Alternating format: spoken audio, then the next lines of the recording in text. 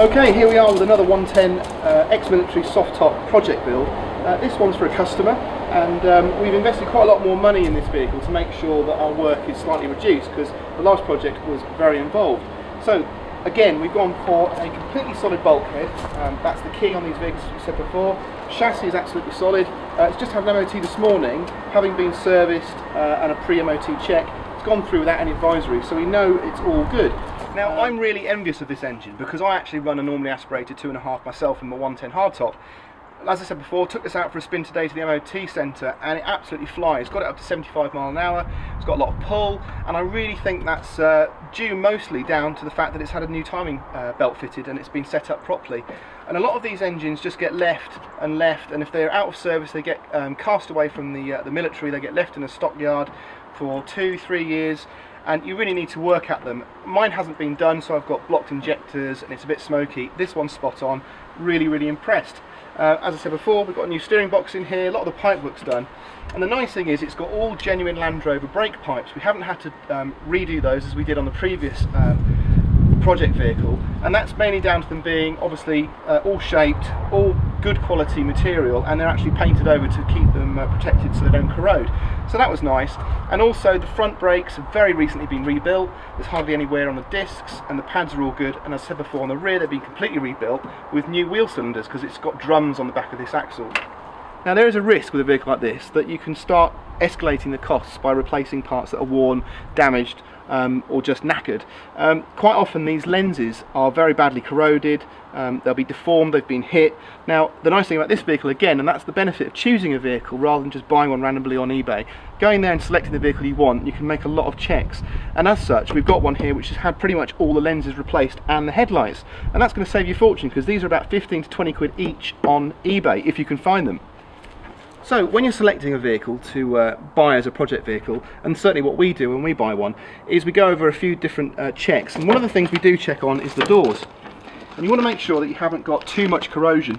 Now, these doors are quite old, but they are very expensive to replace genuine parts. They're a lot more, these are the aluminium ones rather than the steel ones you can buy aftermarket. And specifically the door tops, the military door tops are very expensive. For some reason, driver's sides are very hard to get hold of. You'd be paying in excess of 150 quid for a driver's side one, and about £100 for a passenger side. So you want to make sure that they're not corroded and they all work correctly. And this is the area here where you get most of the corrosion. Now, if you get a vehicle like this and they're actually looking pretty good, it's worth investing in some wax oil, the kind of stuff that they actually impregnate around inside doors on new modern vehicles. And you can just simply fill it in here in this channel. You can drill a few holes if you want to, just to make sure you get good coverage, and actually treat them now so that they last a few more years. Little sections like this you can treat, it's not a problem, and just make sure as soon as you get the vehicle you start doing these little jobs that are going to prolong the life of the vehicle for as long as you have it.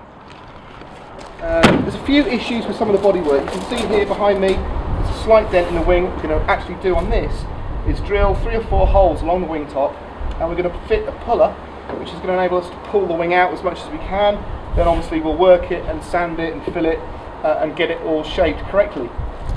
Little dent on the front wing there on the other side we're going to have to address, and also this bonnet. Now, we've taken the wheel off it, and they all do suffer heavily from bending in this area when you actually fit a bonnet mounted wheel, spare wheel.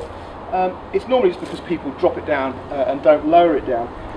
I think with this off, we'll be able to again get some pressure behind these panels. They're not too bad, they're just creased and slightly buckled. So we'll get those flattened out as much as possible, a bit of filler, and they should look really good. So, as with all the vehicles we do on the Rugged Guide, we've renewed the timing belt on this vehicle. We've also greased all the prop shafts.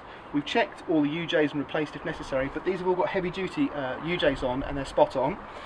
We've replaced all the filters, so the oil and the fuel filter has been replaced. All the fluids throughout the vehicle have been replaced. Everything's been flushed out and renewed, and that makes such a difference on a vehicle that's been standing. Especially if you get the chance to drive the vehicle first, which I did with this to make sure it was all okay. It's such a transformation when you do that work. I think it's also nice when you find details like this in such good condition on a vehicle. So these side blockers, for instance, are all intact. We've all got the retaining pins on them, and there's no corrosion inside, and they're all in really good order. So we'll just give those a clean out, and they're ready to go to whoever's going to own the vehicle. And it's just a nice addition. One thing I have done with my own vehicle is we run an adrenaline 4x4 pedal box. for security on the vehicle, and it fits exactly one of these side lockers.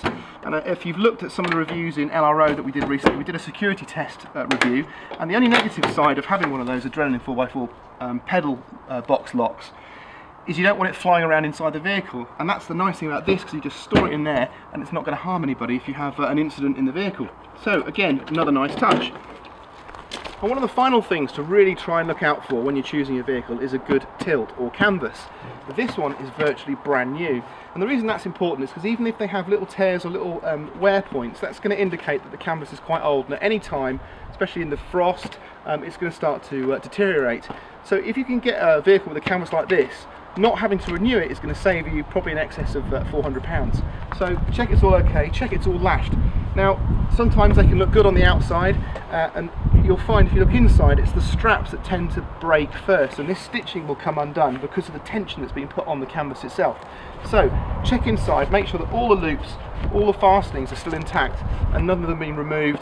This one, as I said before, is pretty much brand new, and you can even see inside it's gone through some repair work, and these are all brand new. So we're really pleased with that canvas, and that's going to really add some value to the vehicle. So it's going in for paint tomorrow. It's having the bodywork and preparation done this afternoon.